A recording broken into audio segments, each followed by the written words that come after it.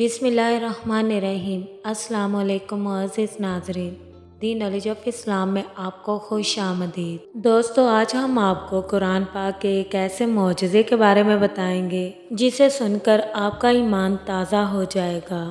ناظرین، ویڈیو شروع کرنے سے پہلے آپ تمام دوستوں سے گزارش ہے کہ اس چینل پر نئے آنے والے دوست چینل کو سبسکرائب ضرور کر لیں اور بیل آئیکن کو پریس کرنا مت بھولیں تاکہ ہمارا ہر نوٹیفیکیشن آپ کو ٹائم پر مل سکے۔ دوستو، ایک عرب مسلمان لڑکی لندن میں زیر تعلیم تھی۔ ایک دن وہ اپنی سہیلی کے ساتھ کسی تقریب میں گئی۔ کوشش کے باوجود وہ وہاں سے جلدی نہ نکل سکی۔ جب وہ اس فنکشن سے فارغ ہو کر نکلی تو رات کافی ہو چکی تھی اور اس کا گھر بھی دور تھا۔ گھر جلدی پہنچنے کا ذریعہ زیر زمین چلنے والی ٹرین تھی، لیکن وہ ٹرین سے سفر کرنے سے کچھ خوف محسوس کر رہی تھی، کیونکہ برطانیہ میں اکثر رات کے وقت ٹرینوں اور اسٹیشنوں پر بہت سے جرائم پیشہ اور نشے میں دھت افراد ہوتے ہیں۔ آئے روز ٹی وی چینلز اور اخبارات میں یہاں ہونے والی وارداتوں کا تذکرہ موجود ہوتا ہے۔ کیونکہ اس لڑکی کو زیادہ دیر ہو چکی تھی اور بس کافی وقت لے سکتی تھی، اس لیے اس نے بہت سے خطرات کے باوجود ٹرین میں نہ جانے کا فیصلہ کر لیا۔ یہ بات پیش نظر رہے کہ یہ لڑکی دیندار نہیں تھی، بلکہ بہت زیادہ آزاد خیال اور لبرل لڑکی تھی۔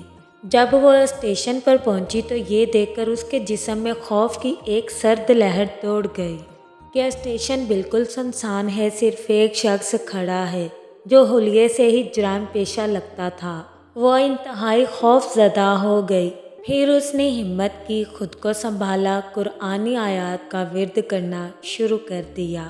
اسے جو کچھ زبانی یاد تھا جسے ایک عرصے سے وہ بھولی ہوئی تھی، سب کچھ پڑھ ڈالا۔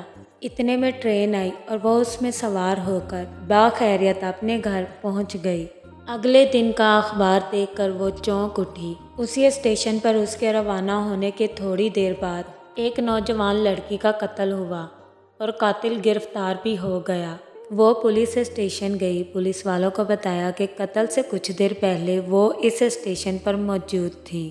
لڑکی کہنے لگی، میں قاتل کو پہچانتی ہوں اور اس مجرم سے کچھ پوچھنا چاہتی ہوں۔ جب وہ مجرم کے سامنے پہنچی تو مجرم سے پوچھنے لگی، کیا تم مجھے پہچانتے ہو؟